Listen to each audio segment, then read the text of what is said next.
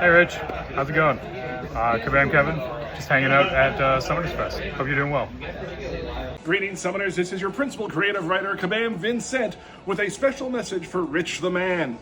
Hello everybody and welcome to a day 2 recap of Summoners Fest. Now, by the time the video is out, you're probably wondering, yeah, the live stream's still going on for that, so it's not technically a full day 2 recap, but as I've said before, I'm not staying up to 1 AM to kind of cover stuff Marvel Contest of Champions. I'm going to go and get some sleep. So we've got quite a bit to go over in this video, but stuff that's going to be important. So I'm just going to kick off with certain stuff. We're just going to do a quick roundup of things. Okay, so first of all, you can see the AFKO, which, as you know, was refunded by unit, and you can see where it's going currently at the moment. This is partway through the stream, and you can see Invisible Groot's doing really well. I'm glad that's a thing, right?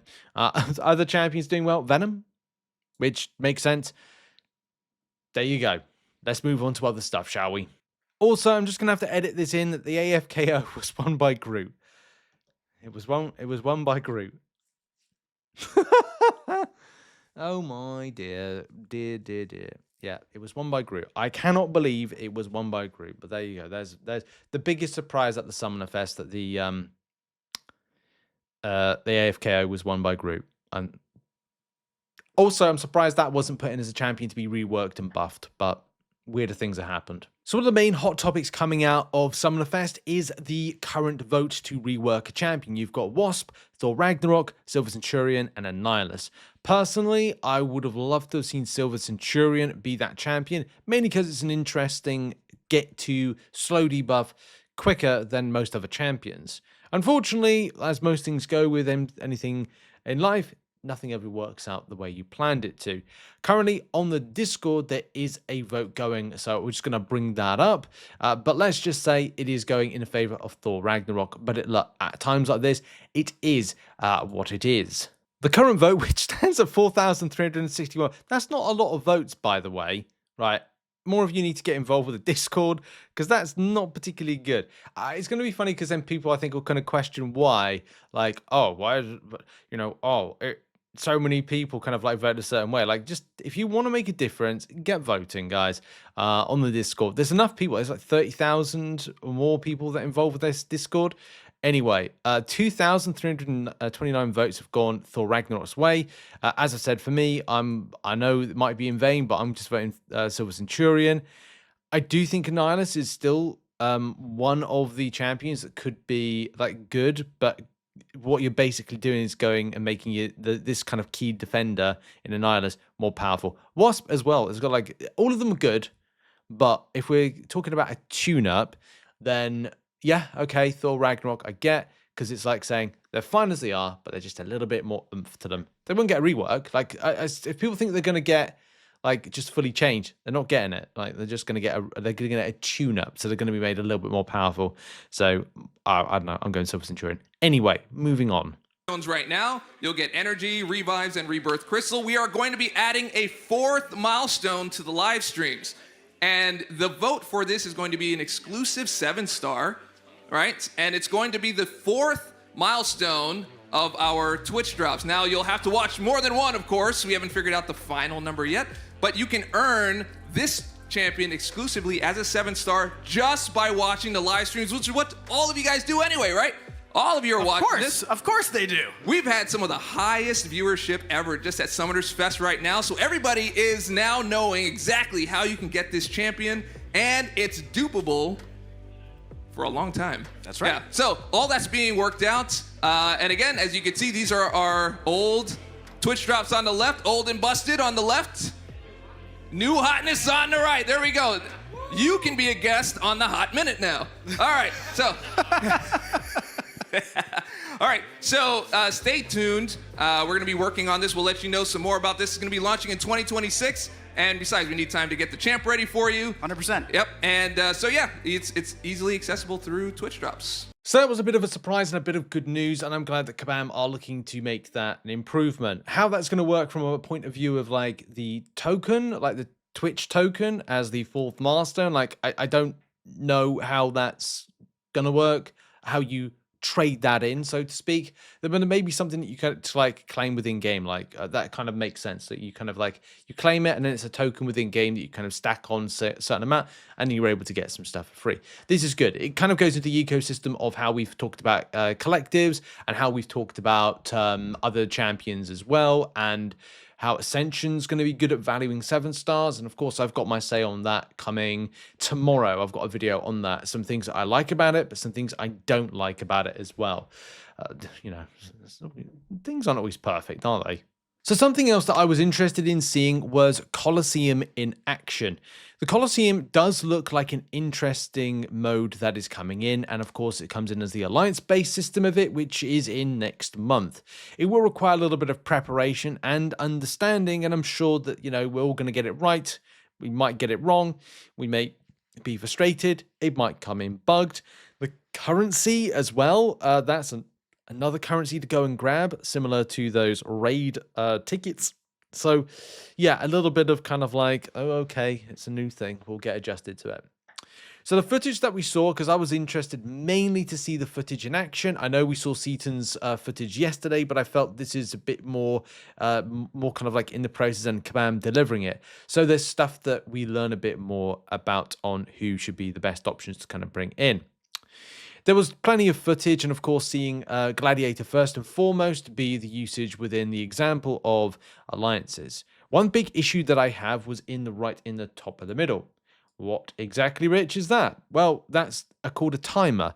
So you might be familiar with it. I'm saying that sarcastically. Timers in game become a bit of an issue for most players because you're like, right, well, I want to do a lot of damage, take down a lot of health bar, and then go to the various health bars, stacking them up to like 10, 11, how far you can theoretically go. You can see there the health bar is kind of going, right, you're in the 3rd health bar. Now the ramp, okay?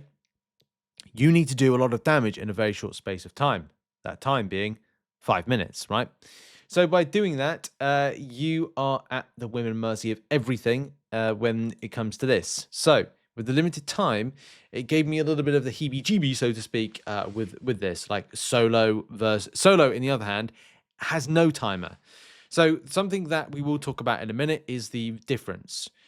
I do want to kind of stress that I wasn't given any assurances from this that these are vanilla based fights. They look like they have some element of node to them. Also, the weird thing about this is the currency. We saw a currency down here that was multiple amounts. I can't remember. If we go back a little bit, did it look different or did it look the same? Anyway, it doesn't matter. I'm sure that was like something like just set up maybe for like the Kabam based account. You can see, of course, all the different types of difficulty podiums and champions. Champions being the podiums you can use. And of course, you only get 3 accesses and then it expands. Right. Just jumping across because there's also the points. When you ended that fight, you can see right there.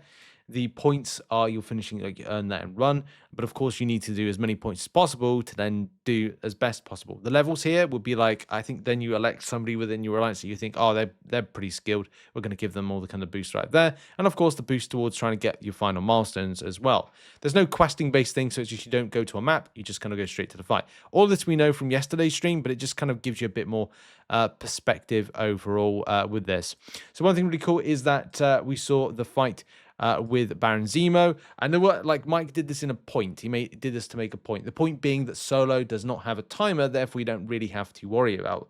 I'm thinking about the value and what we talked about in the live stream, or on my live stream, was that maybe quick damage or quick special, high special attack damages, like the mutant line with the likes of Storm, Dust, Bishop, even Blue Cyclops could be some really decent game changers in order to be able to get as much points as possible. Now, that's not always going to work in theory because, as Kabam said, it would be all about multipliers, tags that may be better overall. So if Kabams have like something like, oh, you can only use these hashtag Coliseum champions, then you're scuppered if you're like, well, I'll just use Storm, OG Storm because of the prowess.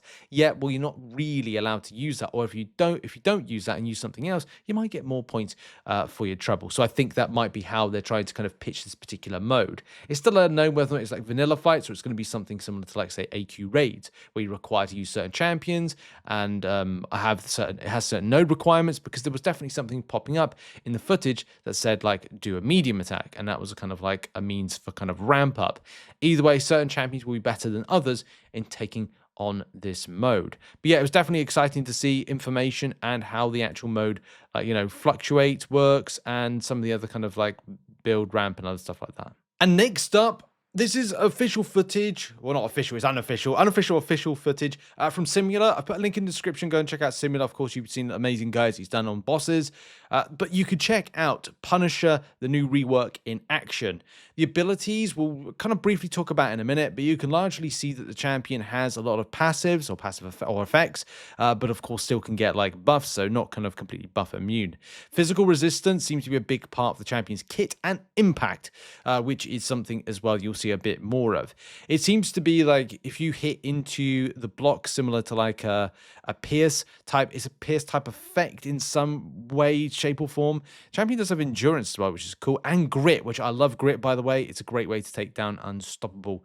But yeah, like you can see here, like champion is doing a lot of damage, and you can see there like a combination of heavy attacks for refresh, but also SP2s into block wherever possible in order to ramp up and do as much damage. A little bit unstoppable there to keep up aggression and rotation, but it's still nice to see the champion. Does this buff kind of like resonate with you? Does it look good? There's also some element of persistency. Top left hand corner, you can definitely see that. More details and more of this gameplay can be seen on Simula's channel, which I've put a link to in the description down below. And if Simula's watching, I saw the video.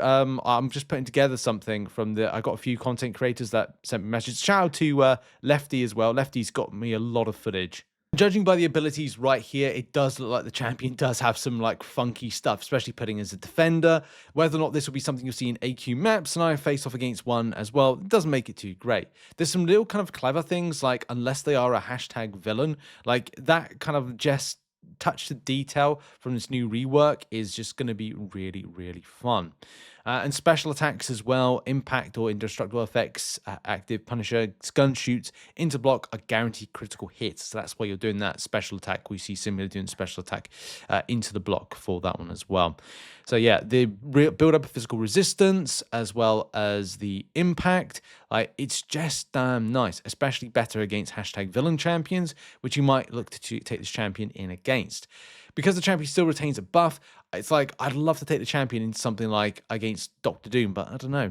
Yeah, heavy attack, refreshing the personal impact passive seems a real regular kind of like rotation of play, and yeah, like as well, getting a passive precision passive, it's nice, but that looked to me like a true buff, but that may be from the deck side of things. But yeah, pretty good. I don't know if you'd SP1 rotate, opt for an SP2 rotate instead, especially right here.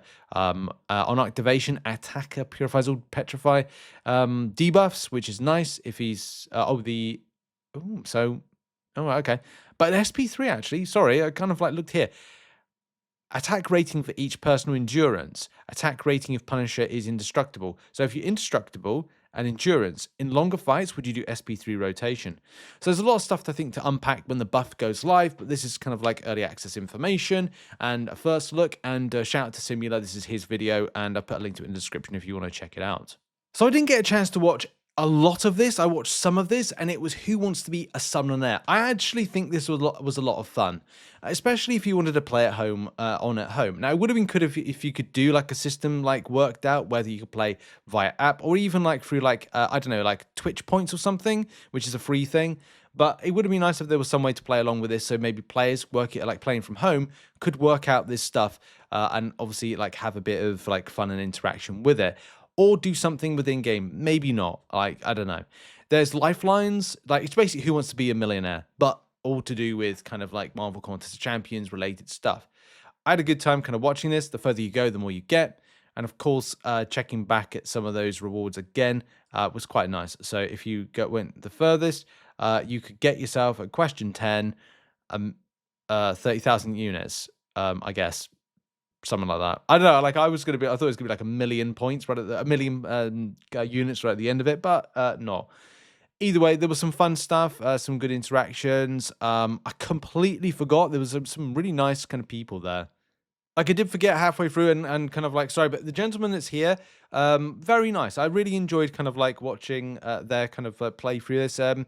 Yeah, it's also very kind of like warm and nice towards the community vibes, and that's one thing that I've really kind of like loved out of the back of Summoners Fest is the community camaraderie, nice spirit, and other stuff like that. Now I'm pretty certain that is it, and I'm going to end the coverage of day 2. This is maybe day 2 part 1, and then maybe I'll pick some other stuff up in the morning, especially because there's a lot of videos I'd like to. I've got a very short time window to make before I go on. I have to literally get out of the house, so I'm going to try and do that. Also, some MCN stuff I'm trying to look to cover as well, so I shall let you know about that then. But yeah, thanks for watching this coverage of Summoner Fest day 2, maybe part 1, and I'll see you later on, maybe in the final bit of coverage and the MCN tomorrow. And shout out to Lefty Knox for doing all the coverage and footage as well for me whilst there at Summoners Fest.